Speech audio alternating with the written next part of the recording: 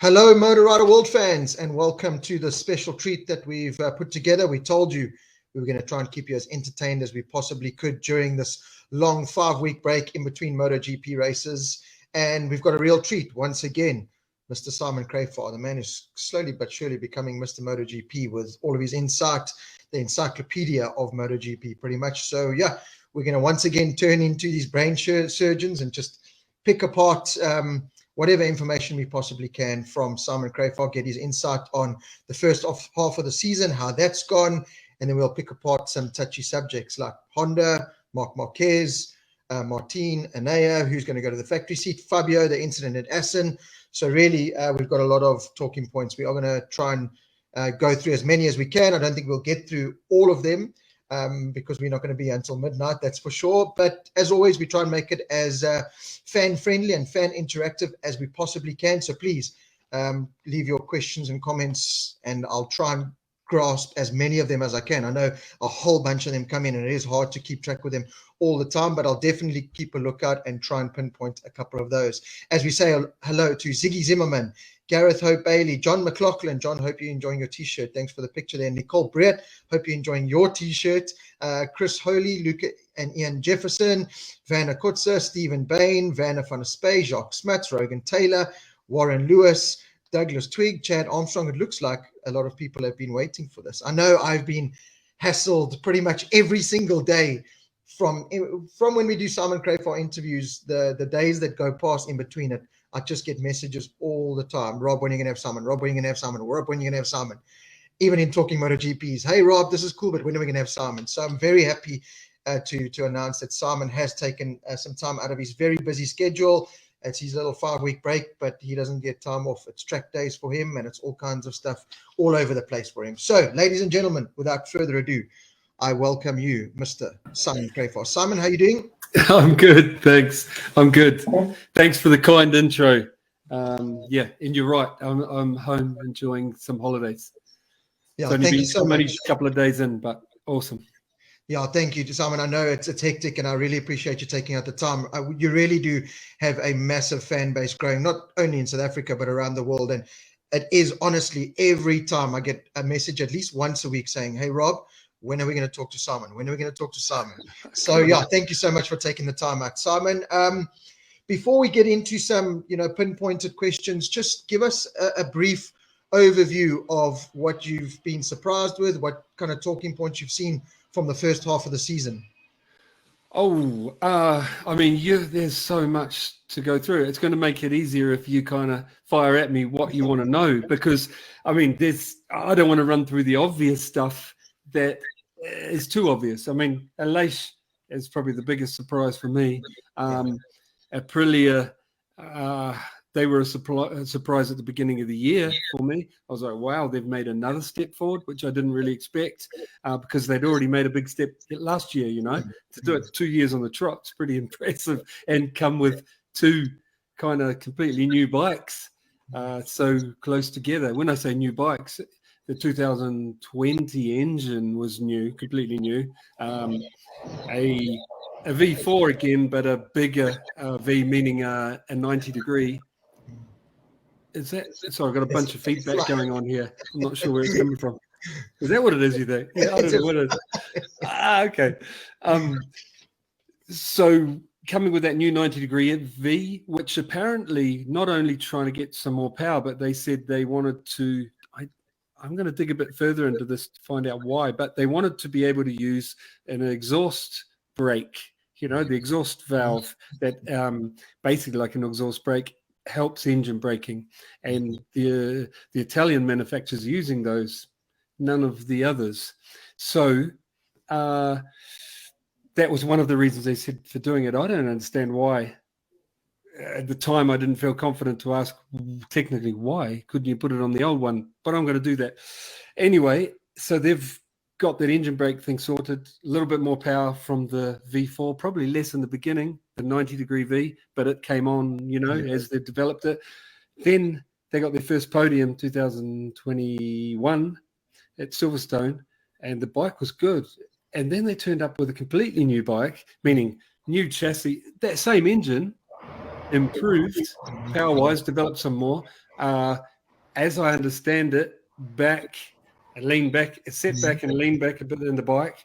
But to do this, and they had a different chassis around it, to do that, everything else was new. And that's what blew my mind. That was a big surprise. But the other big surprise has been how good Aleix has been so far this year. I'm surprised, because for a long time, I didn't see that Aleix. And it's not being disrespectful. I'm blown away. I mean, he was the fastest at Essen, and that was very cool. So he's right there, and he's a proper threat because he's also, I think, not only fast but experienced. He's one of the older riders, and he's doing a great job. So that's the biggest surprise for me, I think. So Simon, let's pick apart some big talking points. Obviously, when we chatted to you at the beginning of the year, we spoke about Honda. They went with this completely new radical machine, and we were all the biggest jump they've made in a long time. And great, we're going to see Honda making strides. Marc Marquez back to his best, maybe Paul Espargaro getting there. There was excitement around Honda. That just seems to have cliffed out, and it's just gone horribly wrong. What is it that's gone horribly wrong with that Honda? We say that Aprilia have got it right with their engine, and it seems like you said, with engine braking and but where have Honda gone so wrong? Oh, if I knew, I'd be wealthier. I'd be able to sell it to them, wouldn't I? I mean, the thing is, I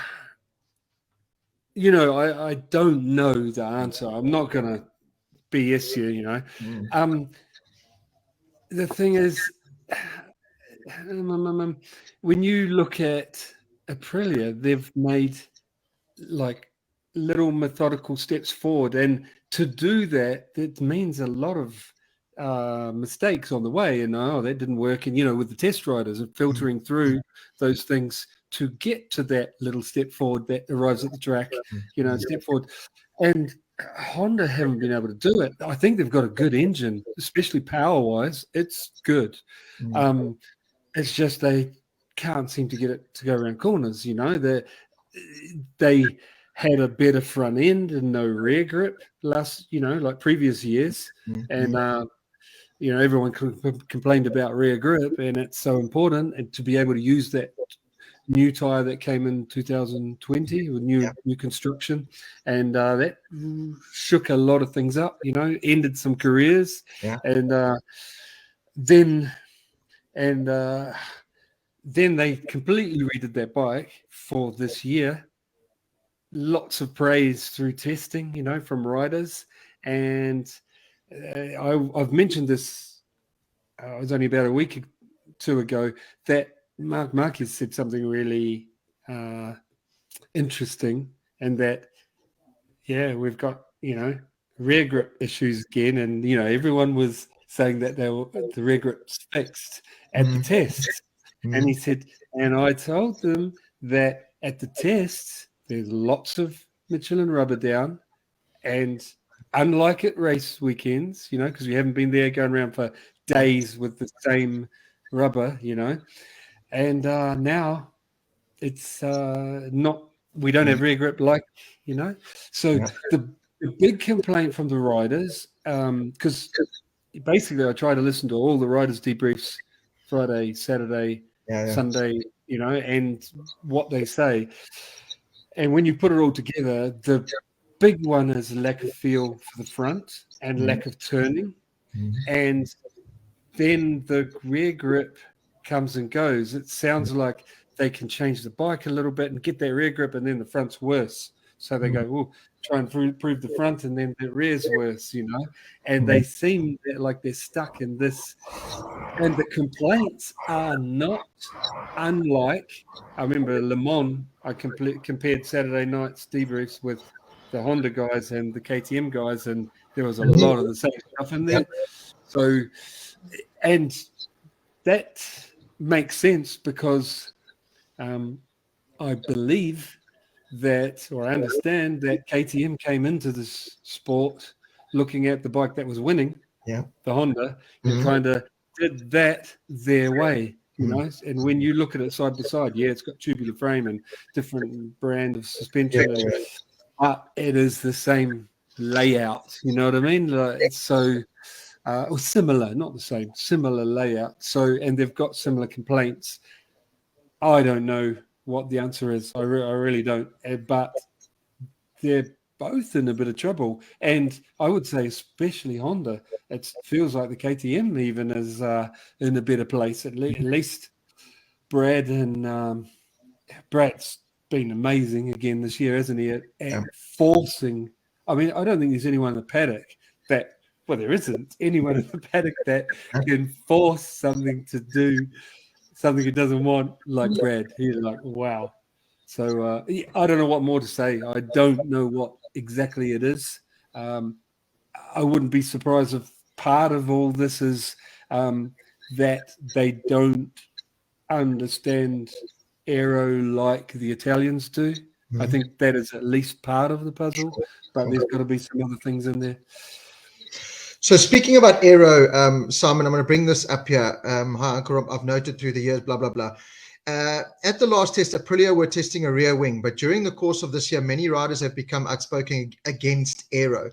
Do you think, Simon, that we are getting to a point where Dorna may step in to prevent Aero from making less overtakes and making the sport as exciting as it was in previous years? Give us your take on this whole Aero thing. I mean, is it getting a little bit too far now with, Aero on the tailpiece, on the bottom, on the side, on the top? It just seems to be getting a little bit out of control. Or do you think it's a good thing? It depends what you want, if it depends what the viewers want. Because, I mean, I have been very anti-Aero because I don't think that it's bringing something to the show, And then I went and rode the Aprilia, and the Aero was amazing. What amazing! Like, it's making my hair stand up when I think about it. It turns what every bike I've ridden without Aero, Mugello, mm-hmm. the last turn down the front straight, and you're like, bah, bah, bah, and you go from you run over the paint by the pit lane exit, the end of the straight there, the brow of the hill, kind of lean left and go up over that hill. It's blind, and you're over 300 Ks on pretty much anything with 1000cc now on a MotoGP bike more. And I've always had to fight the bike there. Everything, the last good bike I rode there was probably 3 years ago on a Ducati, like Panigale, the V4 Ducati at the R, the trick one. It was a client of mine's, and I got to ride. Everything I've ridden there, you've had to fight it. Fight over the hill, then it's a wheelie. And it's why I love that section of track so much. I still love it so much. Is you're standing on the pegs to try and keep the front down, or you wait on the pegs rather than sitting, which wheelie's worse. Yes. And trying to hold the throttle open and wheeling at 300 kilometers an hour, and it makes your hair stand up. It's magic. It feels so dangerous, but you're doing it, Yeah. And the wings, the bike was glued to the ground. Completely glued to the ground, and I'm talking a overweight, aging track dayer could hold a full noise across that. Jeez. Because I am an overweight, aging track dayer. Anyone could hold it full there. If they're brave, it's completely stable. So they make a massive difference. It's unreal. So you can look at it from that point of view, or you can go, what do you want? Do you want it that, or do you want it? Do you want to see them fighting the bike? Mm-hmm. The big thing is the overtakes. I'm sorry, in one area, out the other. I've forgotten the question stated. I think it doesn't bring to the show. Like the overtaking, just like happened in Formula One. You kind of think deja vu. Yeah. It's getting worse. I've heard riders repeatedly. The last 12 months say that they come up on the back of someone, they've fought to catch them, they've come up on the back of them, and they are lapping quicker, and they go into a corner hard, like on the limit of the front tire, and then get in the hole that the bike in the front is punching, Yes. but their wings rely on, they're helping the bike stop. Yes. That all of a sudden is gone because there's a big hole and they go, oh, they can't stop the bike. The front's going, they run off the track or crash. Yeah. And I'm going like, so they're genuinely stopping riders getting close to each other, which is not good. Not good for the sport, for the show. I really think it's only a personal opinion, but when it comes back more to just bike setup without the wings, the riders have to spend enough time on electronic stuff, which already steals a lot of time from getting the bike set up right. Yeah. Because there's so much time in electronics. Mm-hmm. You know what I'm saying? Normally, you just spend a lot of time on bike setup, getting it right, because that's where you come in the time and the bike starts feeling really good because you get it right. But these guys have to spend so much time on electronics, it steals a lot of time from getting the chassis right. Now you got wings as well, and I just don't think it's, just to put it simply, I don't think it's good for the show. That's only my personal opinion. There was another part of that question, and they said about Dorna, or I think it's the guys doing the rule book that have to really work on this, that are working on thinking about it. I think they're thinking similar lines to what it's not adding to the show. But more importantly, there's concerns about safety. And I say that, you go, oh, but it's more stable. The thing is, the bikes are getting so fast now that the racks get smaller, meaning they go faster down the straights. With the devices on the rear, they're getting between 6 and 8 kilometers an hour faster down the straight because of the being able to drop the rear and accelerate harder. So getting much higher top speeds, getting to them quicker. The problem is the fences are too close if you go faster. So then they ask, to come back here and homologate this track, we've got to move that wall back and that wall back. They've been doing that for years. The track's now going, can't go back any further, or we haven't got the money, millions, to move the walls back. So I don't want to get to the point, this is only my personal opinion, I don't want to get to the point where we can't go to the beautiful tracks because they're not safe enough to have these bikes there. So this is everyone's going to be on different side of the fence, but at the end, I don't want them to say we can't go to Mugello or can't go to the beautiful tracks because the wings and the devices have made the bikes accelerate so fast that the wall's too close, and it's not helping the show. That's only my take on it.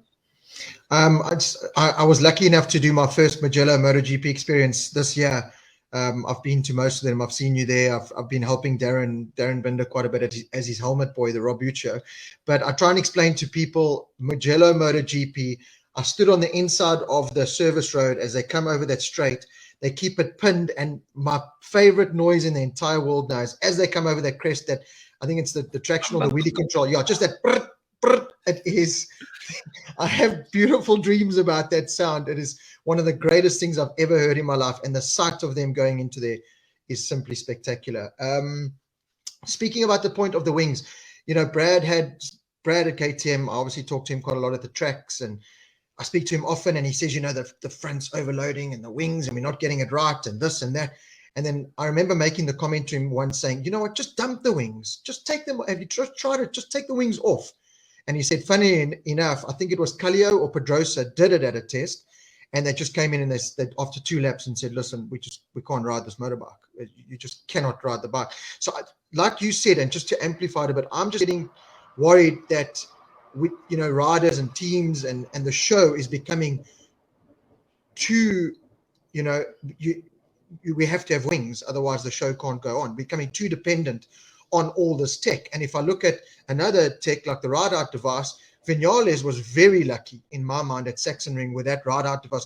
If that was Mugello or at a Phillip Island, the Foss left-hander coming onto the front straight, and that ride-out device does that, I mean, I just look at this and go, at what point does it stop? And at what point do you, like you say, you look at the safety aspects and say, okay, sure, it's making it more stable, but it's doing this. I know there's pros and cons to it all, but it just seems to be getting out of control a bit. And it just needs to be brought back into someone's hands.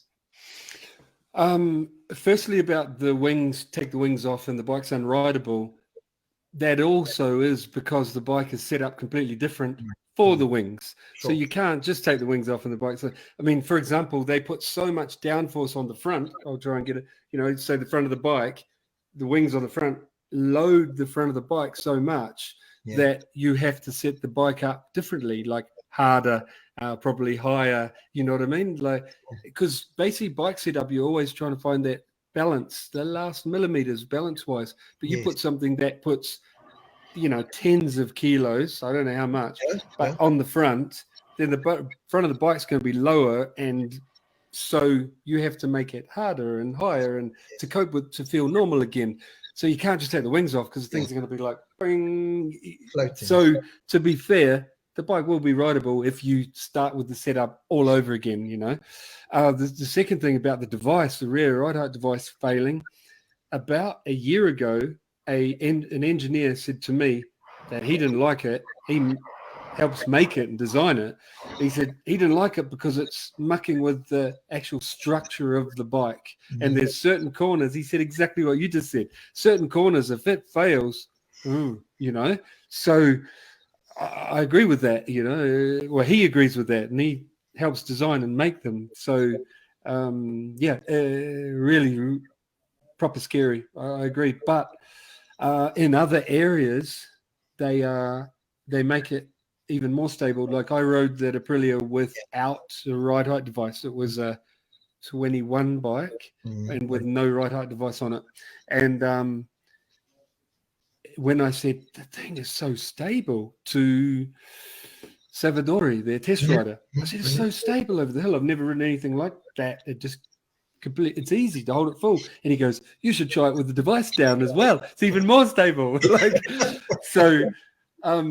It helps in other areas, but yeah, I don't know.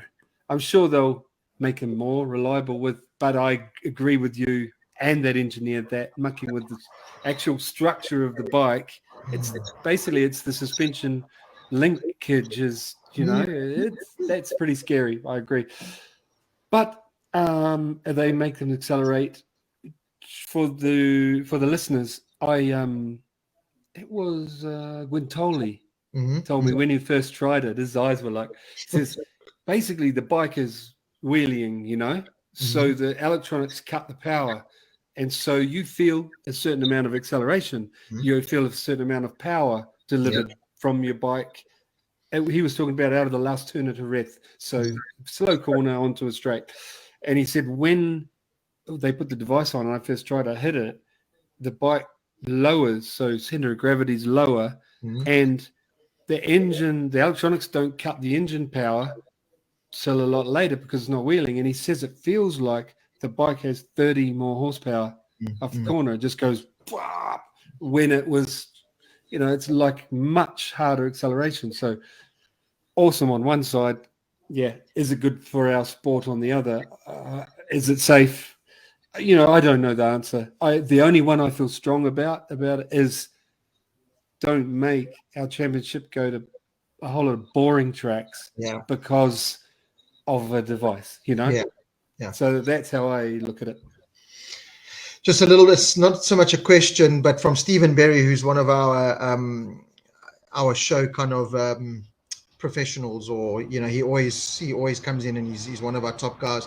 Not a question, just a comment for Simon. Your insights on an off TV broadcast is really appreciated by most fans, but I wanted to commend you on always having a good word for everyone in the paddock, no negativity, and standing up for the riders. So we spoke about this, Simon, the first time we chatted to you a couple of years ago, and how you had come into MotoGP and everyone was like, who's this funny New Zealand guy with a funny accent who's talking slowly? And it really wasn't like this great introduction. But even in my mind, you've become this, you've added you've added so much to the MotoGP paddock. I even love the commentary that you do. I WhatsApped you the other day when I was watching it, and I just think you've added so much to the sport. And that is why we have so many people tuning in now and giving you those kind of comments. So yeah, just before we carry on, just a quick pat on the back from myself and from everyone. Just you're doing a great job, and we absolutely love what you're doing.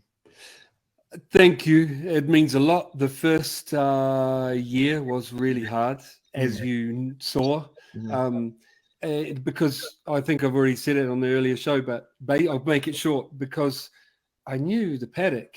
I have a mechanical background, meaning I was a motorcycle mechanic, did my apprenticeship, then raced, worked on my own bikes, built the early days, then worked for teams, but understood. So then I was an Öhlins technician at the end of my race career. So I have a good engine, background on what the bikes are up to and understand how the paddock works.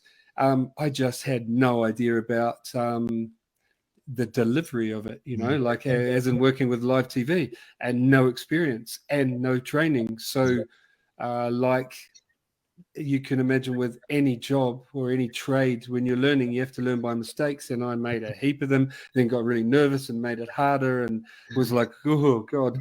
And it was so nice to get out of that. I think second year, towards the end of the second year, I started enjoying it. Third year, okay, I understand how it works kind of now. And then you've got less to improve, but you're always trying to fix things and learn stuff, And also I had no idea about preparation, how to, as a journalist, how to prepare for a session. I didn't, because I didn't know how to, All I did was talk to people. That gave me some, but it's not the same as knowing how to prepare. And that I just learned that the hard way, watching the other guys, what they do. And so bit by bit, it gets better here. And I'm enjoying it now. I am. Every man's got their little black book, they say, with, girls and previous girlfriends' telephone numbers and that. I see you running around down pit lane and everything with your black file. And I'd love to just get a glimpse of what's in there with all your notes in there. I can only imagine it's a big scroll. Probably only I can understand. Yeah. I'm sure my handwriting's shocking, but yeah.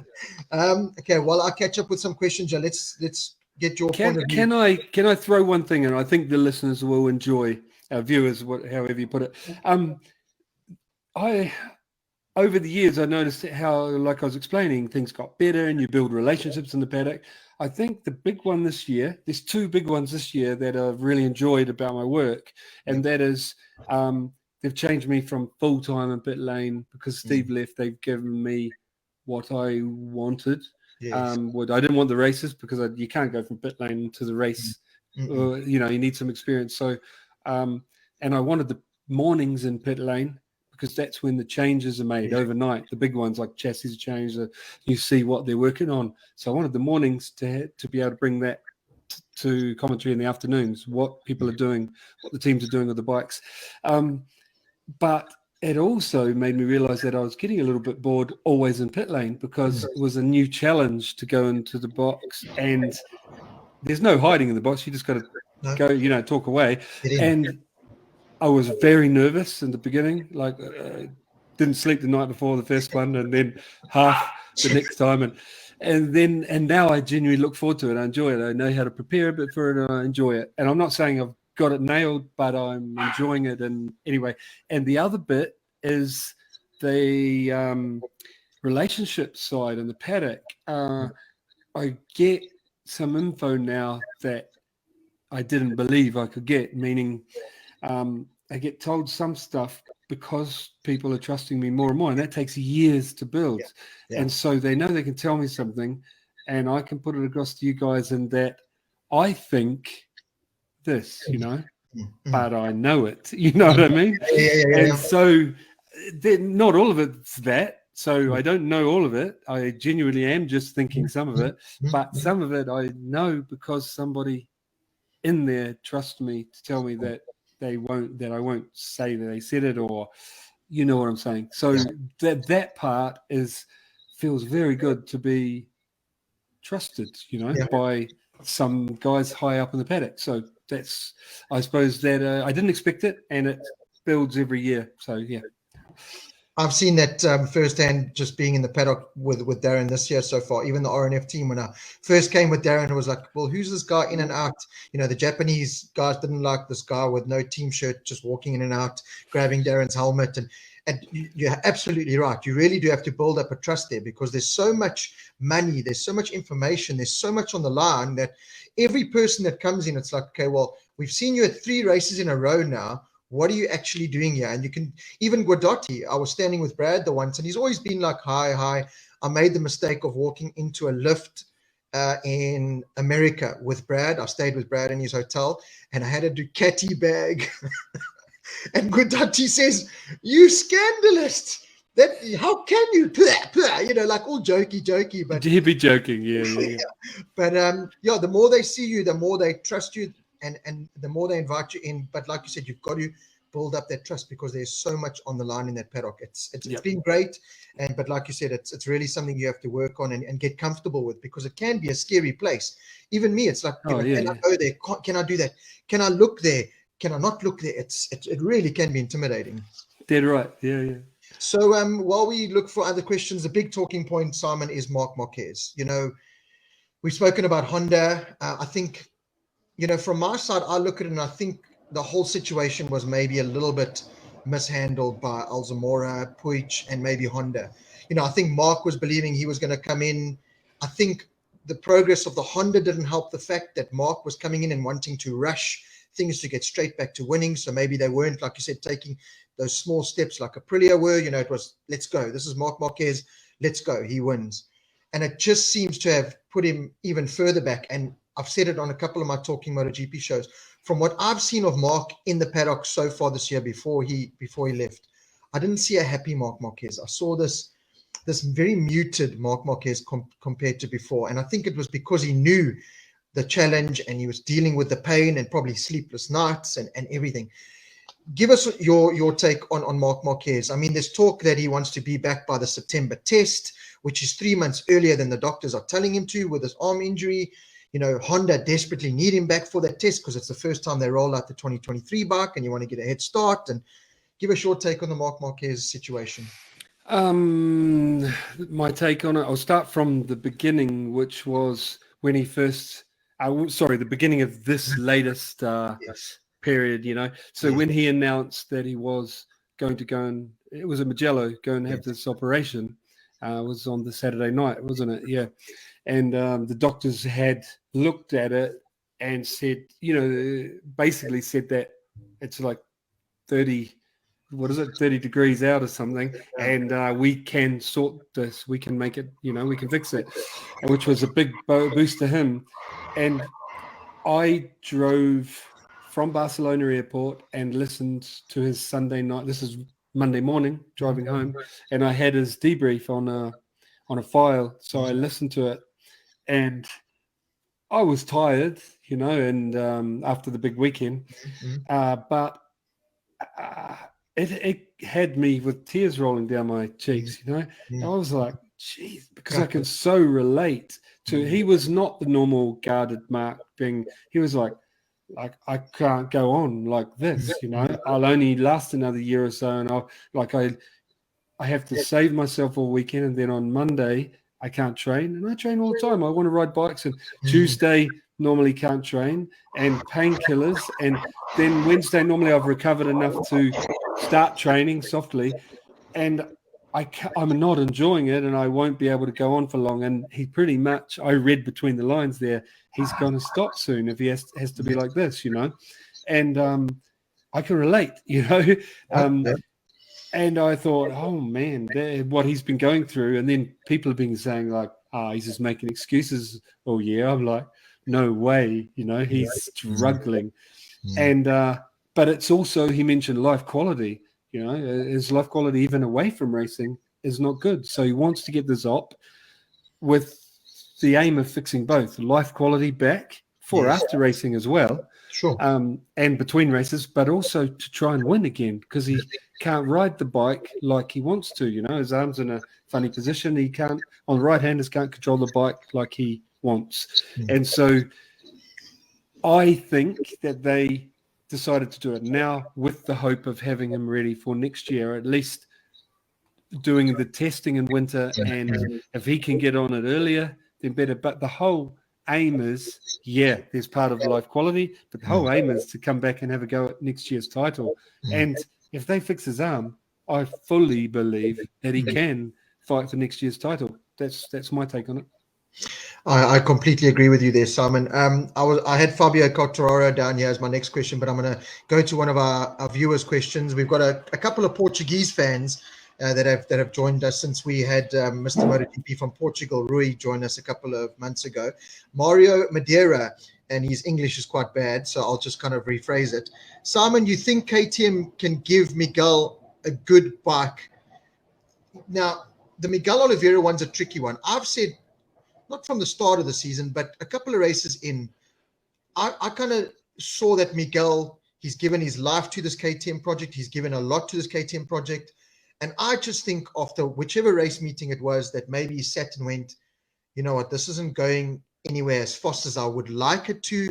You know, thank you for everything, but I've got to start looking out for my career now. The likes of Bastianini, Di Giannantonio, Marini, Bezzecchi, take nothing away from them, but they have proven that if you climb on a competitive bike now in MotoGP, which is your Ducati, your Aprilia, okay, you can't really say Yamaha because it's in Fabio's hands, but Ducati and Aprilia. If you climb Ducati and Aprilia, I agree. You can climb on those bikes and be competitive rather than the struggle. And I think Miguel and his dad, who's his manager, just one day went, you know what, let's start talking. And one theme that's played out to me in MotoGP this year is, and it's a talking subject that we'll talk about as well, is once riders start this negotiation process, I think Ducati didn't handle the Naya and Martin situation very well, as well, pipping them up for the factory rides, because as soon as that happened, all of a sudden, you know, you lose focus a bit. Bastianini's results haven't quite gone the way he wanted to. Martin had a bad spell. He's coming right now. And Miguel, I think his mind was somewhere else. If I look at Jack Miller, you know, I don't know when Ducati told him he didn't have a ride, but I think it was knowing Ducati somewhere earlier in the season. He went through a rough patch and then had his KTM deal, and all of a sudden this happy, sparky Jack Miller's back again, getting decent results. So getting back to Miguel, I just think he kind of closed that door, still riding as hard as he can in that, but kind of closing the door on that project, not wanting to progress it more and rather focusing on climbing on a Ducati or potentially an RNF Aprilia for next year. Yeah, it sounds like Miguel's going to be on that RNF Aprilia. That's what the gossip is. Who knows what will happen? I mean, a few of them are surprised us have, the decisions lately. But, I mean, that seems like the obvious one, and the gossip is it's more or less done. But, and my thought on it is Miguel's going to win on that. Yeah, I agree. I really think he's that good. He comes back, like you said, fired up for next season, and Aprilia give him what elation, which is that I'm told that's what he's going to have, the same as elation. He's going to have, RNF are going to have. I think he's going to be a dangerous boy, really, and definitely for races. Even for the title, he's going to be one of those guys fighting. He's good. I think he's obviously more sensitive than Brad, Brad's like grab it by the scruff of the neck and make it, and you guys can be proud of him. Miguel is, I think, more sensitive as a person and as a rider, but when he has it right, he is amazing. So, and it looks like that Aprilia is right. Let's hope it's right for him, for his sake. And I think he's going to do awesome things on it. As far as, I mean, what else can I add? I think you've said it, and I mentioned earlier, KTM having a tough year. I personally think they're not, it might feel like to the riders that they're miles away, because this is such a competitive sport, a little bit off, and you're nowhere. But I don't think they're that far away. I think they've shown it before that, they're behind and a couple of little changes. Remember, middle of last season, they bought some new fuel, so it went a bit faster, and they a new chassis, and then bang, they got a second and a win, and I'm like, wow. So I really don't think they're miles away. They just, like Honda, don't know what it is that's stopping them. I think, from the outside, that's what it looks like. So, yeah. Speaking about KTM, Jack's obviously making the move next year. What do you think a Jack Miller could bring to a KTM project? I mean, we saw it fail with Petrucci in many ways. I don't, no disrespect to Daniello, I don't think he was where Jack is. Jack is one of the top guys. Jack does have this little bit of inconsistency in him at times. But what do you think a Jack Miller could bring to a KTM? This is a question from Eugene O'Brien. Okay. I have been disappointed in Jack while he's been at the factory. And because I really like Jack, like the whole Paddock does, I wanted him to step up and do the job, And I'm saying this like as if Jack was watching, I think. Yeah. And the thing is, they didn't find it, did they? They didn't find that magic ingredients. And the crazy thing is, you touched on it. It looks like he has. Right after he's announced he's leaving, Jack's been fast everywhere, It didn't end up well at was it at Assen? But since they found a different bike setting, that it's quite obviously different. He's sitting on the bike differently, meaning rider position, and the bike's a bit higher in the front. I can see that looking at it. And he's been a different Jack than we've seen in the 18 months before, since those changes. And I thought when I first saw it at Germany, it was the first time he used that setting. Yeah, so he's only had 2 races on it like that. I think Jack's going to be competitive pretty much till the end of the year because he's found a setting that I wish they'd found early on a year ago, But like I said, it's so competitive here. You only have to have something a little bit wrong. You know what I'm saying? And your results aren't there. So but he's on arguably the best bike. The best bike, yeah. So I think it's going to be hard getting on one that isn't the best bike, There's 2 bikes that are clearly better. The Aprilia and the Ducati than the KTM, clearly. And not by a little bit, I think, by quite a bit. They've got things in different areas that are better. And unless KTM make a good step forward, which is possible, because I know they're working hard on it, since between now, and they've got time between the now and the beginning of next year, I think it's going to be a hard year for Jack. There's some places the bike will work and Jack can do the job. Others he's going to be pulling his hair out like the KTM boys are at the moment. So all I can say is I genuinely hope that KTM find what it is that's holding them back between now and the end of the year for Jack's sake, all of the riders' sake at KTM. When I say KTM, I mean Brad's been incredible, like I've already mentioned, but it literally is incredible where he is in the championship, compared to where he's been qualifying, and I'm sure you've said that. It's mental. It really is amazing. And sorry, what was I saying? Sorry, but you look at the Tech 3 boys, I really feel sorry for them. They're 2 young guys coming in who arguably have better CVs than the young guys on the Ducatis, and they're getting their ass whopped by the young guys on the Ducatis. So it must be hard to take, So for all the KTM riders' sake and KTM, I hope they can figure out what it is and make that step forward.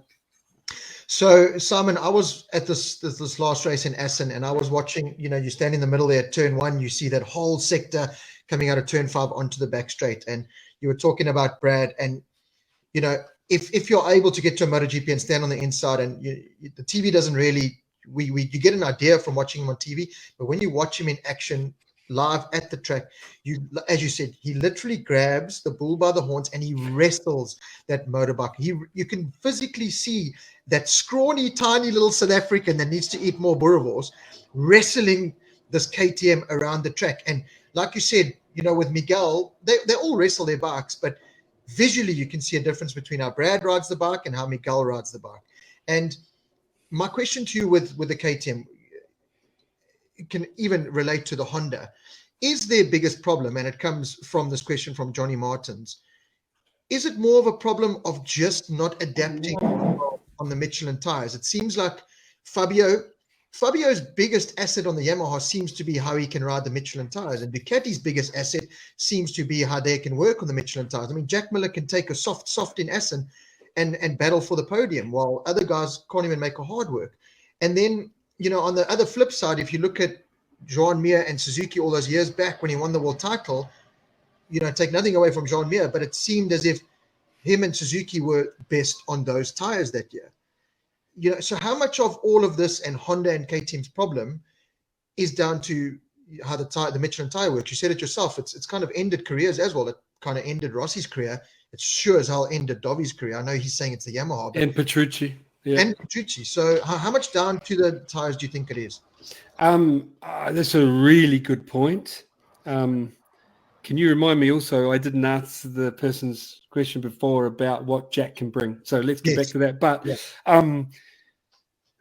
tires, this championship has always been about who can get the most out of the tires, It really has. I mean, in my day, it was exactly the same. It's the same now. And the earlier guys told me it was like that then. It's all about getting the rider and the machine to use the tires in the best way. That's what the championship's about.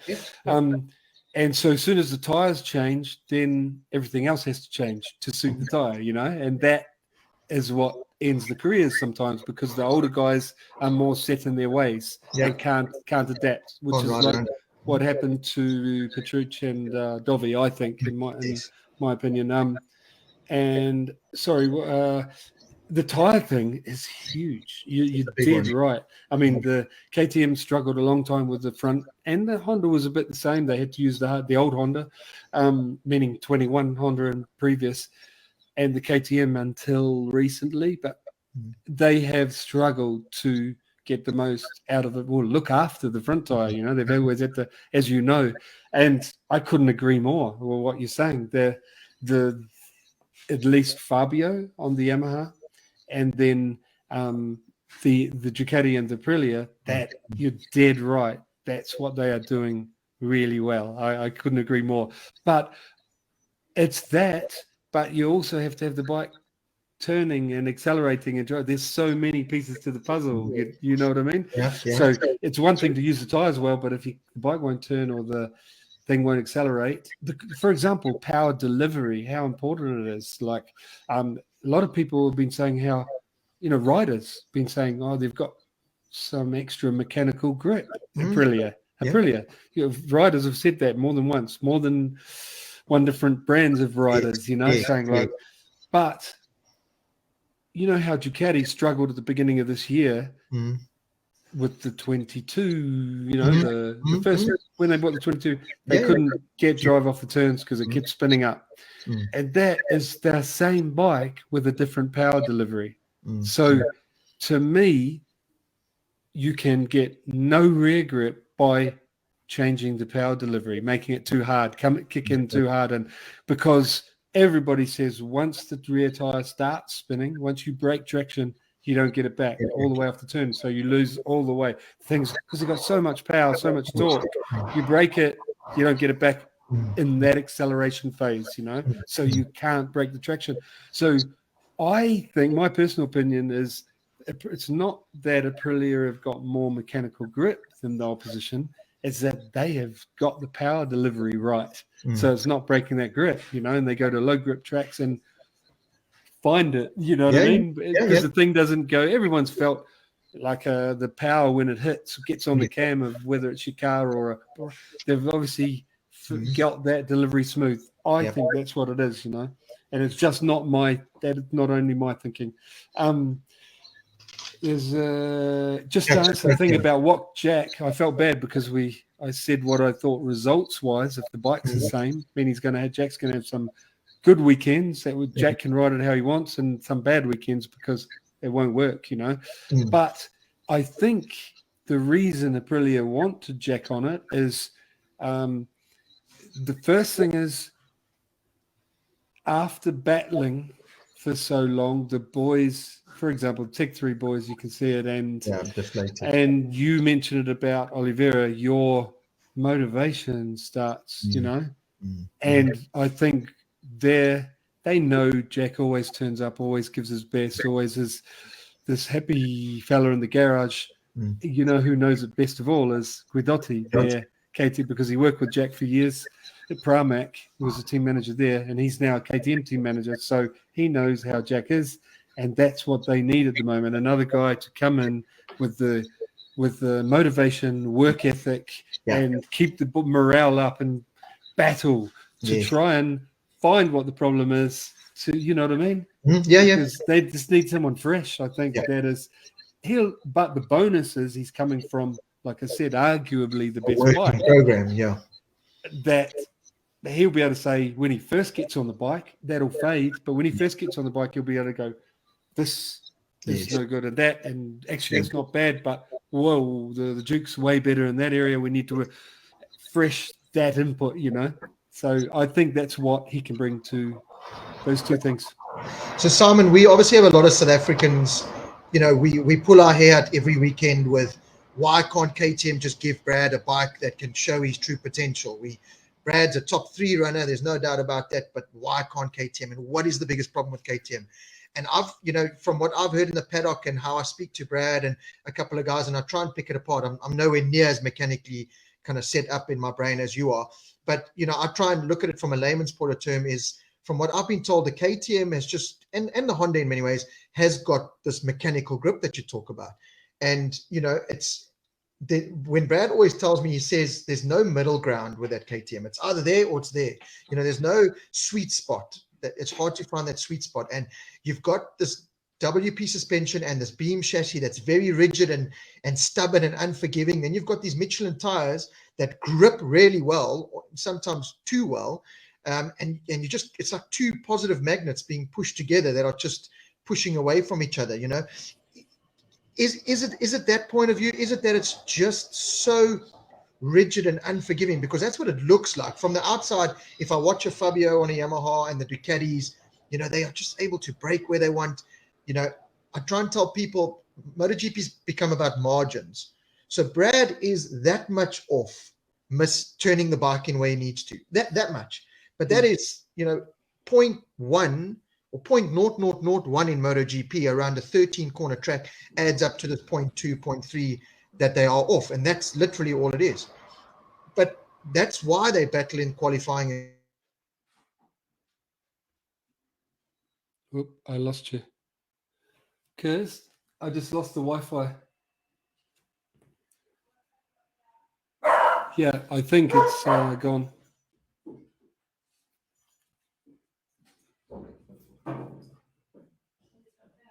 It's Rob's frozen on the screen here. I'm not sure if everyone can still hear me because I'm still wriggling around here, but I don't know what's going on.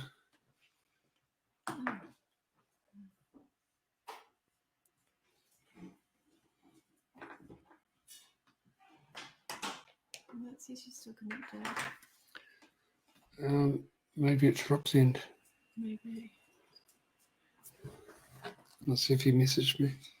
Okay. Oh, he's dropped out completely. Oh, really? There we go. Is it back? Yeah. Use the same link. There we go. Sorry, man. It's I don't know. My laptop just did a South Africa on me and gave up. Don't know why. I thought it was our Wi-Fi. I was like, ooh. No, sorry. My laptop just switched itself off. Sorry, everyone, for that, but we are back. So yeah, just give us, why is the KTM in your mind not working? Oh, I mean, you've got a whole lot of very good minds all working on it, and I just don't know the answer. It's the same with, I'm not going to pretend to, it's the same with the Honda problem. They've got so close, but like you said, they're not quite there, but nobody really knows why. And all I can do is repeat what the KTM and the Honda riders complain a lot of the same things. So the other thing is, because there's one world of bike setup wise. I was saying that trying to well, you mentioned it before, find that sweet spot, and that's dead right. You know, you put too much weight on the front, you know, you put weight on the front, the thing turns, and then it starts to push, and it turns better, and it feels good. It, you know, get through the fast corners without running off. You can accelerate without running wide, but you go a little bit too much on the front, and then the rear starts lighting up. You start pushing the front, and you go, oh, I need to go back a little bit, but I need to keep, and you're caught between these two. Yeah, motorcycle is always a compromise, you know, between the two, and it's really good what Brad had said to you is, you're trying to find that sweet spot between the two, and then you've got the wings thing in there, which I think is making it harder, you know, but because my opinion is that the Italians have figured it out more, you know, the Ducati and the Aprilia. They have got their machine to work with the wings better. And I think that is definitely part of the answer. I think I mentioned it earlier. And where, put it this way, their bikes seem built around the wings, where the other bikes seem like they're built the bike and then put the wings on. And then, we'll change the bike to suit, where the others have done it the other way around, like the whole thing's. That's my take on it. But I think there's definitely part of the Honda KTM struggle is that. And then the KTM Honda are, like I said, similar and have similar problems. But I don't know what the answer is. I wish I did. Wish I could tell you, but I don't know. If I look being in the paddock, you know, if I like you said, you listen to the debriefs, and I just watch, you know, being with RNF Yamaha with Darryn, he puts it right next door to Fabio, and you know, you can hear kind of things. It looks like Pecco, Fabio, Aleix, when they make changes to their bike, it's these tiny little click here, click there. They've got this good base setup where it seems like the likes of Honda and KTM are going, right, we go there, go there.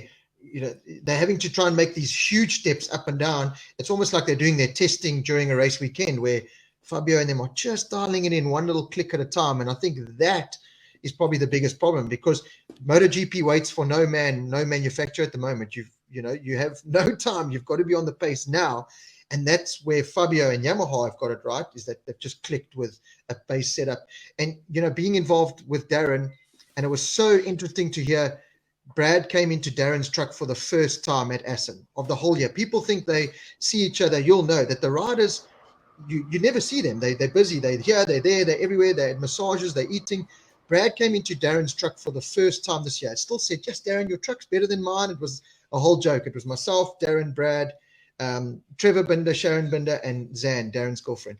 And Brad said, "Right, Darryn, I followed you. I saw you a couple of laps in Assen. Come, sit, bring me a track map. We're going through this." And he sat and he went through. And he gave him some pointers. And Brad still said, "Darryn, your bike seems to cut a lot through here. What is it doing?" And he said, "The traction control's kicking in and whatever." And he says, "So what has Fabio got his bike set on?" "No, he's got it set on this." And he's, "Well, what's your bike set on?" "No, we've got it set on this." And he's like, "Why?" Fabio is giving you the golden ticket. He has access to all the data. And your guys are trying to, why are you doing this? Do what Fabio does. You know, and in a way, Darryn hasn't got enough experience to set up and ride a MotoGP bike because he doesn't know. But, and I've said to him once or twice as well, don't think about trying to change and ride the bike in a certain way. Try and adapt your style to put Fabio settings in and try and adapt your style to ride it like that, because it clearly works. So it just seems like, and I see it every time I speak to Brad after every session. "How was that?" "Yeah, no, it was good. It felt better, but now we're going to go completely different on the ride height," or completely. It's never like we've just got to do one or two tweaks. We're going to go completely different. You know, are they just kind of muddling it all up a bit? No, I think that when the things aren't working, you are always trying, you know, big changes, trying to find it, you know, and I agree. That's what I see when I look at KTM there. It changes from track to track, put it that way. And like you said, base setting, when I look at almost everyone else, not the Hondas, but I look at almost everyone else, and they've got a base setting that doesn't change much, you know. So you can't actually, it's one track, the pivot will be lower, but it's really that it's changing, I think, because of grip levels, as grip levels go up and down at different, but the bike is basically set up the same, and they'll probably change front springs because that track's harder in braking than that one, but the bike geometry stays pretty close. And then they've found that sweet spot, because they're not varying from it much. But you're right, the KTMs and Hondas are changing quite drastically. You see them going up and down and different wings on and back and forward on the headstock and pivot. Everything changes from track to track. And they'll have their base setting, but they're looking for the answer and obviously not finding it completely, There's something else about the Ducati. Interestingly, the Ducati is probably the only bike that I look at and from one rider to the other changes quite a lot how they've got it set up. Okay. But it works for all of them, Yeah. And Marini's pointed this out, and he's dead right, because I bet I look at everyone's set up more than he does, and so I'm every morning look at it, all the Ducati setup, and he's dead right. They vary a lot. Head pipes and different, so the steering head's in a different position, the pivot's in a different position, the forks are in a different height, the whole bike is in a different place, but they're all fast. So that bike, they can get it to work in different setups. The others don't vary too much. Okay. I saw Maverick change a bit at Assen from his stock, but in general, the Aprilia boys have been going from track to track to track all for half a season, barely changing, again. So they've found a sweet spot.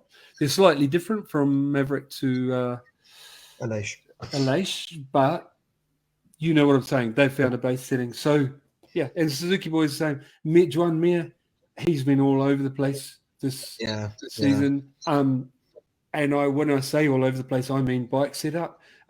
They've changed the Suzuki from last year to this year. I think they've done something like move the engine in a different spot. They've changed weight somehow because this is, I said it on commentary, so maybe you caught it on there. But when I look at Joan's style and Alex Rinz's style, they're very different, meaning Joan sits quite a long way back. He's got like things to hold his knees to help him sit back. He's got things on the tank to hold him. He's back a bit further. He rides a little bit more on the rear, and Alex Rins is sitting on the front, isn't he? When you look at the shots in the corner, he's more like how I rode, meaning on the front, like against the tank. And this change in the bike hasn't affected Alex Rins. He's had a fantastic year. Yeah. And my take on it, what's been happening is hats off to Alex Rins. He's just been riding really, really good. And the change on the bike hasn't affected him the same. His base settings pretty much the same at every race. Little tweaks only. Joan Mir, he's been like struggling all this half season. And you can see when I put it together was probably only a couple of races ago that he says in the debriefs, he can't get anything more out of the soft rear. He's already got enough grip with the medium. He's sitting on it. I think the weight is back already on it. He's already pushing the front going, and then they put a softer rear in and it only pushes the front more and he's already got too much rear. He can't get anything out of that soft.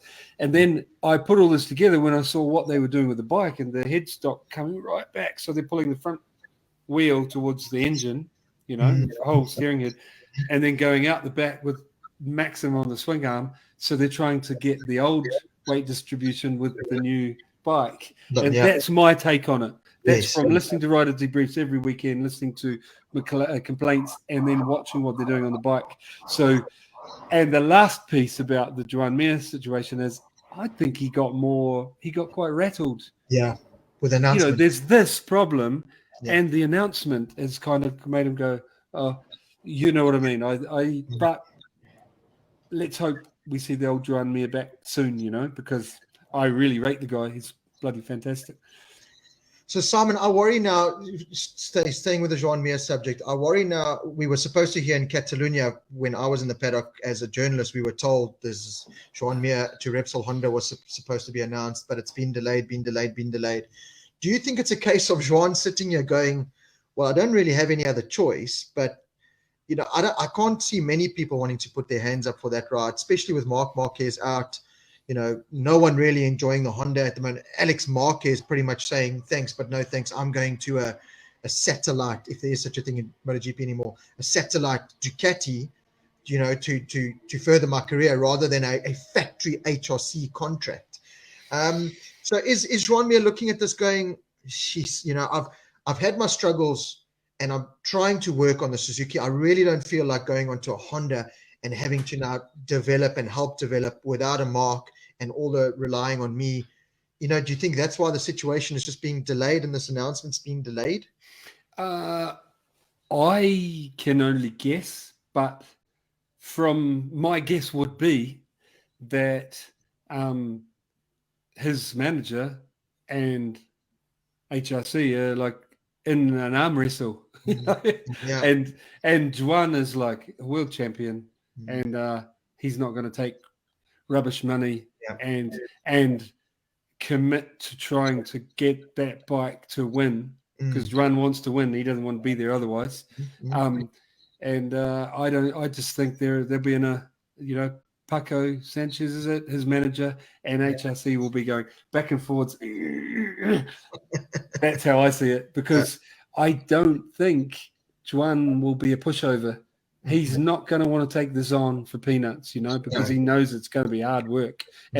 But he's also, I think he's, if he's committed to the job, I reckon he'll be good. He's one of the, our job is to watch the riders. He's one of the riders that is not intimidated by Marc at all. I think he'll relish the challenge, where most others will come in going, I don't think he feels like that. So for us watching, I think it's a good thing. I hope it happens and it'll be super interesting.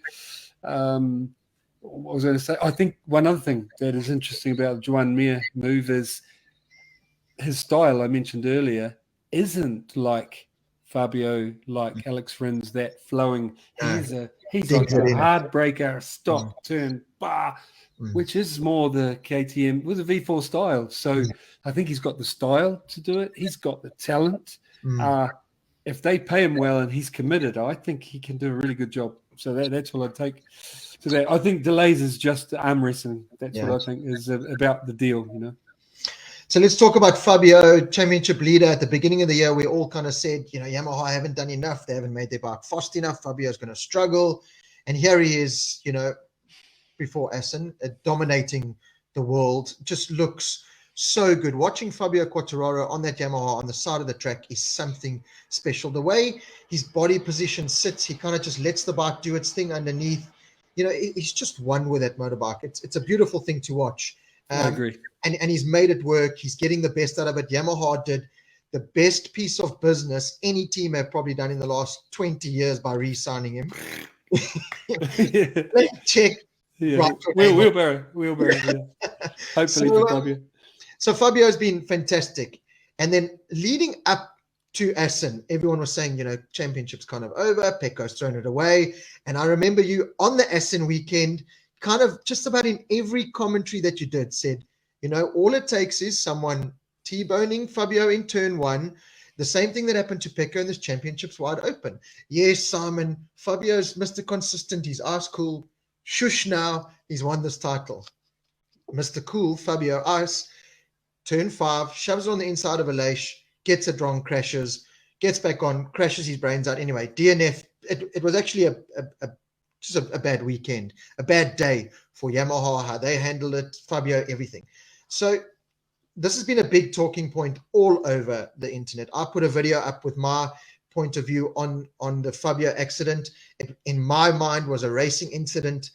So I want to get your point of view here. Yes, it was a lunge, it was a dive, it was a racing incident, but that's what I want to see from a racer on a racetrack. Taking those gaps, taking the chances. What I don't want to see is him being penalized for it with a 1 lap or long lap penalty going into Silverstone. I don't think it was the right call. If I look at it, it wasn't malicious. It was Fabio getting desperate because Pecco was checking out, trying to put the move on the inside. I think he underestimated Aprilia, how good the Aprilia Me too. is at turning. And it was a racing incident. You know, Simon, how many times have we seen it? Can you imagine how many long lap penalties? Rossi would have lost 5 of his 9 championships with long lap penalties with that riding style. I just don't want us to lose this riders taking gaps, because Fabio came out afterwards and said, next time I want to overtake, I just won't. I don't want riders to have that mentality. If you see a gap, take it. It didn't pay off. I understand that. Fabio got penalized by not finishing the race, crashing quite badly in that. So I don't agree with the long lap penalty. He crashed. It was a mistake. It was a racing incident. Give me your take. Okay. I think that the problem is that, I've got to start earlier and go, no, I would say the problem is that Tucker didn't get penalised, and that to me leaves a massive hole for everyone to go like, but how can you penalise Fabio and you didn't penalise Tucker, Sure. And that's how I feel as well, Sure.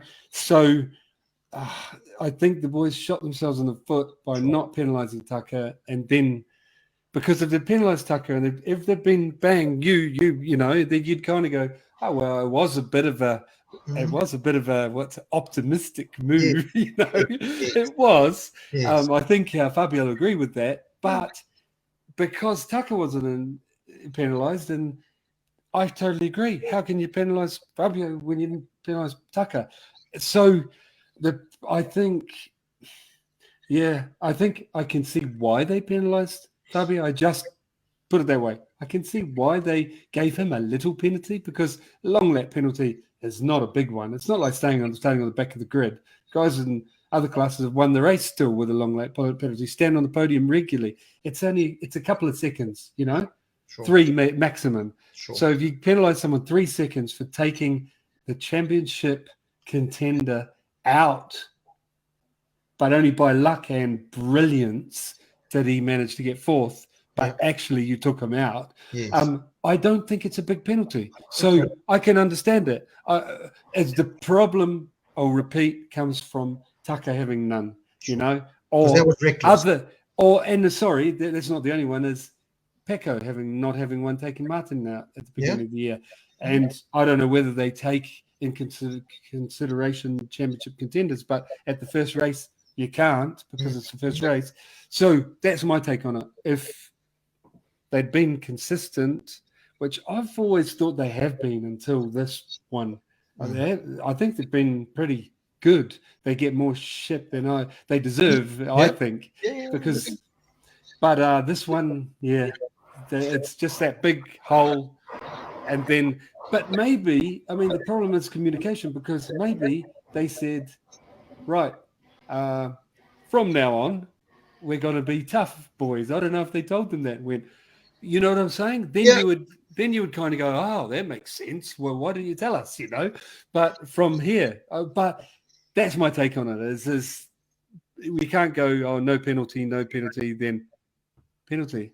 Why? That's all it is. So I feel sorry for the guys, because they've mucked this up, and they've done a really good job on a lot of other stuff, like the Moto3 kids. That class drives me crazy, because you guys, all the viewers, have been watching Moto3 for a while, because Darryn was one of the boys, and it's a lunatic class. I think the young guys making mistakes, which is what that class is all about, and learning from them, hopefully.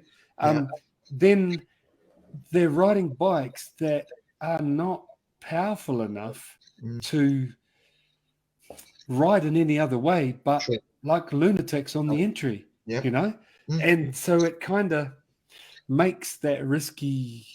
The boys, it exaggerates the risk. Sure. So I'm not a big fan, but they've done a pretty good job of trying to tone the boys down, focus on your work for your race. And now more and more of the teams are their two riders work together rather than wait in the pit lane for the last, you know what I'm saying? Yeah. And then they, I think, muddled this up and it makes them look worse than they are. I do feel a bit sorry for them, but I understand why Fabio's saying what he is, etc. That's my take on it. You got to understand how it looks also from a layman's point of view. So the Tucker incident happens. That was completely reckless by Tucker. Anyway, no penalty there. Then Fabio does this. Now, if you really want to spitball this, you look at this and say, oh, this is Dorna trying to make the championship exciting now. Because now Fabio has crashed. Oh, give him a long lap penalty just because now it might give another guy a chance in Silverstone or whatever. But this is where heads and fans will take it. And this is where I've asked about that, and they do not have outside interference. Really, I asked straight up, and it was in a casual. We were flying on a plane. I asked the guys, "Do you get pressure to make it?" And they're like, "No, not at all. They leave us to our job." And so that's, you can put that one out the window. I genuinely believe their answer. They're like, "Not at all." To be honest, even when we do muck up, we're supported. So meaning. Try not to do that again, but, we're behind you, carry on. That's how I understand it. Hey, just want to go back again, like I said somewhere else recently, is the Tucker one, I feel so firm about a penalty there because it wasn't a first incident, I started, for me, I was up to here with Tucker because of first lap aggression when he, again, first lap aggression, when he pushed Fabio off the track, first lap at Le Mans. Le Mans, end of the first lap. And I was like, I mean, really? Riders hate. Fabio passed him clean the corner before and he came through, pushed Fabio off the track. And I'm like, oh, man, riders hate being pushed off the track or delayed, like that. Yes. By a rider that can't run with them in the race. Can't be there, yes. It's like not on. That's not on. Yeah, what are you doing? And I know for Tucker, to be fair, is fighting for his ride. He's right, but don't ruin Fabio's home race on the first lap, Fabio's in with a chance to win, like always. And he gets pushed off the track. So I was right then, I went, Rrr. If I was in race direction, I'd go, Tucker, come up here. The guillotine is about to fall. You didn't destroy the guy's race, that one, but any more of that, and the guillotine will come down, Sure. Then there was the Rins incident the next weekend, the next race, Mugello. Mugello, yeah. And that was understandable that nobody was penalised because although Rins felt very strong about it, you could argue both ways. It was a weird one. They both came together. You know what I mean? It was not a clear-cut thing. But again, Tucker, you're involved in another incident with the guy who's famous for being the cleanest overtaker. Rins, everybody says he's super clean, lovely to race with. He is polite, So he's the opposite. And you're involved with him. The guillotine, strings. It's about. Then the Barcelona one would have been perfect time to go, Tucker, you're not coming to, where was it? Mugello. No, where were we? Where's the next one? No, sorry. No. It was Germany. You're not coming to Germany, Tucker. Have a weekend off, and think about it. And so that's why and believe me, I know how hard that job must be, and I'm not saying no matter who does it, you're going to get shit, and people won't like your decisions, and there's always going to be. So, I don't envy them. I just don't want them to get to the point where we have riders saying, next time I want to overtake, I'm not going to overtake. And I just don't want the riders seeing a gap and going, well, I'm not going to go for it because I might get a long lap penalty. Instead of thinking there's a gap, I'm going for it. No, I don't agree with that because the thing is the rider should be saying, I'm not going to go for it because I don't want to take the guy out. Yeah, that is normal. That is normal. So if you're going to go for it, even though you think you might take the guy out, then you kind of deserve the 2 or 3 second penalty. A long lap penalty, like I said, it's not very big. It's not like back of the grid. And I think back of the grid is worth it if the guy's doing it every weekend, So what I'm saying is, from a rider's point of view, going in there, you decide whether it's possible or not. If it's a bit of a risk, then you got to kind of live with the consequence. You might take the guy out, and yourself. So if you're prepared to do that, then you should be prepared for a 2-3 second penalty, So that's what I'm saying. Like, the thing is, all I'm saying is you should be able to at least block pass. You don't have to. Fabio's was optimistic, I think he said it after the race. He said, before he knew about the penalty, he said, that was a rookie mistake. I can't win the championship doing this. So he knows, he knows it was a optimistic move and it wasn't fair on Aleix. So taking just that incident, I don't think a long lap penalty is too big a kick up the backside for deciding to risk it and risk someone else's race. That's all. But it doesn't mean you're not going to overtake, because all you have to do to overtake is get beside and block. You don't have to overtake. You know what I mean? You can always go and then make it a bit hard for the other guy. I hope I'm trying to explain, but guys that do it, Fabio's not one of those guys. No, he's not. No, he's not. But guys that do optimistic moves that you're thinking that was never going to work deserve a long lap penalty, which is only a little penalty, when they've mucked up someone else's race. I think Aleix would have won that one, So he did take the win off Aleix. And what's 2 seconds? I'd say 2.5 seconds. That's my take on it. Yeah. I just look at the Fabio situation as well. He knows he can't pass on acceleration or down the straight, and he had pulled that move off a couple of laps before because I was standing there, and I just think exactly like you said and I said, I think the biggest problem there was he underestimated Aleix's speed and how good Aleix and the Aprilia actually are. Because Brad, he came up on Brad. Yeah. It was Aleix. It was Aleix that said this in his debrief. Oh, you must have listened to it as well. He said that I think Fabio just underestimated, me and the Aprilia in that corner, because he came across other riders. He mentioned Brad. He said Brad had to stop in that corner to get the bike to turn, to take off. And he said it was so easy to pass Brad there or pass, I think, Jack there, because Fabio and Aleix had something more there, something extra that could carry more speed in there. And Fabio's been passing other people there and treated Aleix the same as them, but went, oh, he's as fast as me here. So they come together, and Aleix's description was really good. And none of us feel bad towards Fabio, and including Aleix. Yeah. But yeah. It happened. It happened. My take on it. Yeah, and I don't think it's going to stop boys making a move. Well, I hope fair enough if it stops them making an over-optimistic one. Sure. Then there's nothing wrong with it. Sure. So Pecco Bagnaia, Simon, we spoke at the beginning of the year, him and Ducati, the combination realistically is the fastest combination on the grid. On his day, when he's firing, you cannot touch Pecco.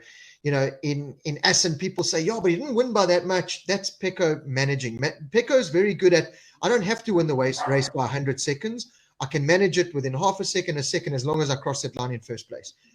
But we also said Pecco seems to have this chink in his armor where, he just has these mistakes, these problems. Okay, he got taken out by Tucker, yes, unfortunately.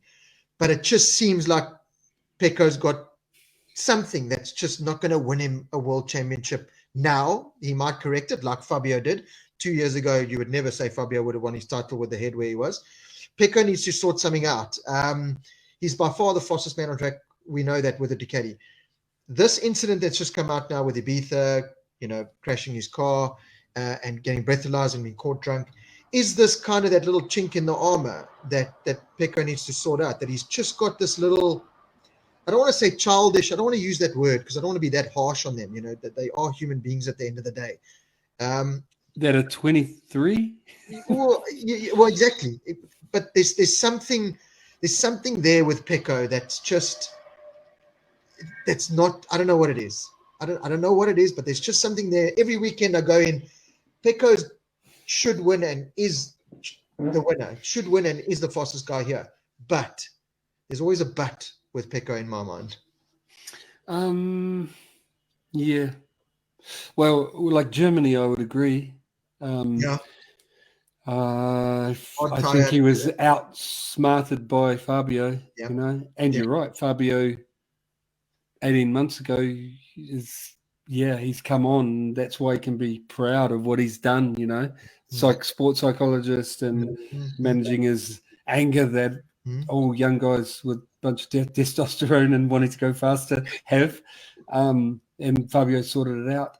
Pecco, I really like the guy. I don't know him personally, you know, I've never spent any time or long conversations with him, but just watching, because it's my job, listening to all his debriefs, he's a class act, you know. I really rate him. He's not stupid at all. He's very caring. He's very clever. Yeah, to repeat that. But and he's how old? I think it's 23, isn't it? Yeah, 23, 24. Yeah. It's one of them. And I just think he'll get there. I think some people get there earlier, like Fabio has. You know, it's pretty damn young, you know, Fabio's, how good he is for the age he is. Yeah. And I think Pecco, I believe in them that he will get there in more than one way. Yeah, I do understand what you're saying. He was outsmarted by that's why I agree, by Fabio. But I think he's clever enough to figure out why, you know, and what it was and put it together. And I hope, my hope is that you see Pecco at his best in another year or so. But it might take two, you know. He could be the Dovi one, like winning it when he's late 20s, you know, because he's below mid-20s. So all I'm sure about is the guy's class. You know, he's got the speed and he's clever and he's the whole thing, just missing a little bit of maturity. Yeah. Like, but you wouldn't think that talking to him, but there is some experience, some maturity left there, which is, he's well ahead of where I was at 24. Yeah. Giving that. So and about the problem, I mean, what a mess, you know, what a nightmare, what a major muck up, you know, risking. That's the thing. Not just what could have happened, you know. Yeah, well, not just that. The future as well. You're a Ducati contracted rider. You're in a championship. It's bigger than ever. No, I was meaning more risking it on the road. You know, imagine if he'd hurt someone else, or you know, total nightmare. And I get tired of being reminded on social media or whatever about what he did and how bad it is, because I understand how bad it is. You don't have to tell me. I'm 53. You know, You got your own kids, but crucifying him after he's going to go for a skate, you know, like he's in trouble with the law. He's he's not going to get off that. He's going to, you know, they're going to ban him, fine him. He's got to go to court. He has been publicly humiliated, you know, embarrassed. He will be humiliated because he's a intelligent guy. He's going to know what he did and then can't be doing that. All the people he respects are going to jump on him. You know, like going, what were you doing? Well, Valentino in his 25-year career. And Ducati and, you know, his team managers, all his manager, his family. He's going to, you know, after that, then there's people saying, you know, he should be banned for some races or lose his job. No. There's my other kids with my real kids walking in.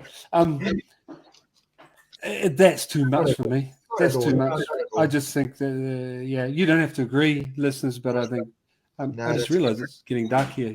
You don't have to agree with me, but the thing is, they're young guys and young people, you know, FUCK up, you know, and he can't ever afford to do that again, because then even I'll be going like, really?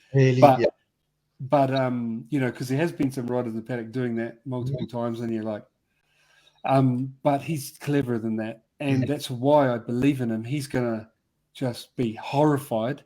And then I think he'll come back stronger, because that's what the good guys do, you know. He'll come back better. And apart from being, you know, I'm going to throw in there, I if you see Kate up about 3 times, and my employer stood by me, and makes you better, makes you stronger. And so did the good women in my life stood by me, and that helps you believe in yourself more. You know, you realize that they see something that I can do it and believe in you more, because we all humans doubt themselves, you know. Yes, and I just think he needs standing next to now, you know, supporting, not kicking more, off the side.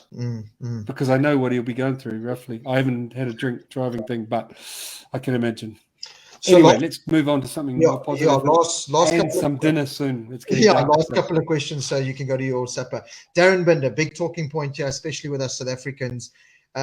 Give us a take on what you think the job he's done. You know, I try and tell people, because I'm in the paddock, and it's, you know, don't always look at the result. You know, I look at sectors. I look at, in Mugello, the last 5-6 laps, Darryn was 0.4 off the, you know, Pecco's lap time at the front.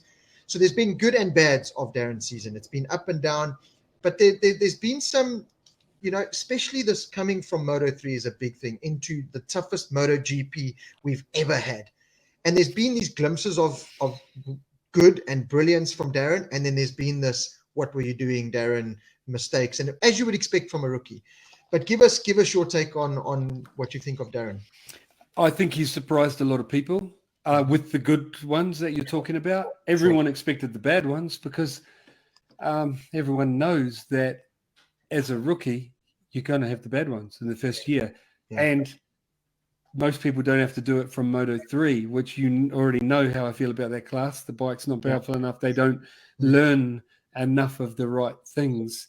Then they normally go to Moto2. And I mean, you've seen how there's not many don't struggle their first year in Moto2 for a while, because to me, Moto2 knocks off all the rough edges. I think I said this to you, of the Moto3 riders, the things I don't like. Moto2 sorts them out, teaches them how to manage the rear tire, and a bike with some weight that pushes the front, which they've never experienced before. That's a big one.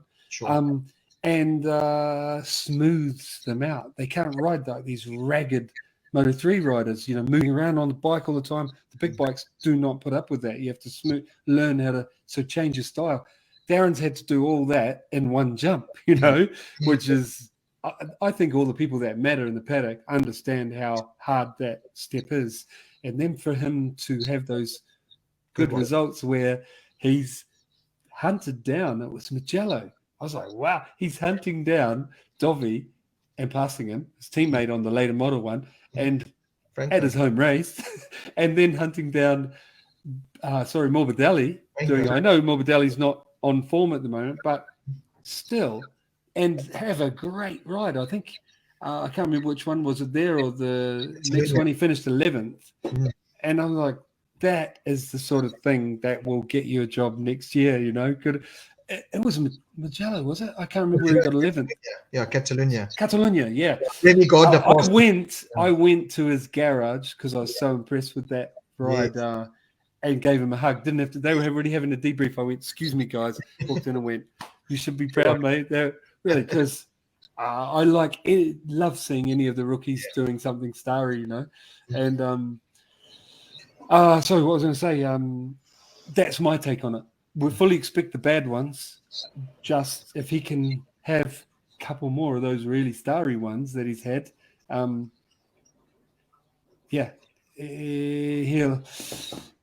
I still think he's in with a slim chance of a job next year. I really do. I think that it's slim, but if he can have a couple more of those starry ones soon. The other thing is, because he's proved he can do it and learn. That's what the team managers want to see, that he can learn, and he has proven that. He can learn, figure it out, finish races, manage tyres. He's a real good candidate, even if he ends up out of MotoGP next year, to be invited back in when there's a gap, you know, when there is a position becomes available. And that's what I'd be thinking about if he does get bumped out of MotoGP, because he's proven enough people that he can do it. I'm also, we obviously want to keep him in MotoGP, but at the same time, the thought of him going back to Moto2, hopefully on a competitive bike, also excites me in a way, because I think, well, the guy can have a proper shot at, running top 5 or just seeing how he goes on a Moto2 bike. I don't think it's you kind of look at it and you go, it's hard once you leave the MotoGP paddock to get back in. If you look at Sam Lowe's, there's been a lot of examples, Tom Luthi, but Darren's young enough to potentially do it. He's 24, and I'm quite excited if it does happen at that step back and seeing what he can do in Moto2. I hope that doesn't happen, and I don't want it to. I'll tell you why. Is I might have mentioned this before on previous episodes we did together, but as you move up through the classes, you start on the, say, 600 stock bikes or 250 production, or as I moved up, the thing I learned was the more difficult the bikes are to ride, the less people can do it. Okay. And you can't predict who's going to be able to do it. Sure. And Darryn has proven already that he can do it, meaning he can figure out how to ride one of these with his couple of good rides with very little experience. So he has the ingredients to do it in the big class. The problem is with going back to the Moto2 class is more people can do it, even the ones that can't ride a MotoGP bike. And there's going to be 10 guys fighting you in that position, not 2, because it's so going back to smaller classes is always a worry because of this. You're going back in, throwing, you know what I mean, jumping back in a bigger pool of people that can do it, and right now he's already skipped that, and it'd be a shame to go back. That's how I take it, really. Yeah, that's it. That's a really good way of looking at it, and I agree with you in most of that. But I don't know. We're gonna have to wait and see what happens. Like you said, I think there's still a slim chance. Does look like Ralph Fernandez is penciled in for that second ride at RNF, but there's no doubt that Darryn will still have a good shot with the rides that he's done. Simon, thank you so much. We're going to let you go eat your supper. We really appreciate the time again. It's always great getting your feedback. And again, thank you for everything you do. You really have brought an extra bit of flavor to MotoGP. You've certainly made me watch the Friday and the Saturday a lot more and listen a lot more. I can tell you that. Great. And just carry on doing what you're doing. Fantastic job. Thank you very much, Rob. Really, thanks for the kind words. And I really don't mind doing this. This way, I always say yep when you message me. And hope the viewers have enjoyed some of the insights. And catch you next time. I'll see you in Silverstone. Okay. Enjoy your break. Cool. Okay. Thanks, Simon. Cheers, Ed. Yeah. So there we go, everyone. Simon Crafar, always brilliant to have the magician and the encyclopedia that is Simon Crafar. It really does take out the time to spend with us, and it's brilliant. So big thank you to all of you for tuning in.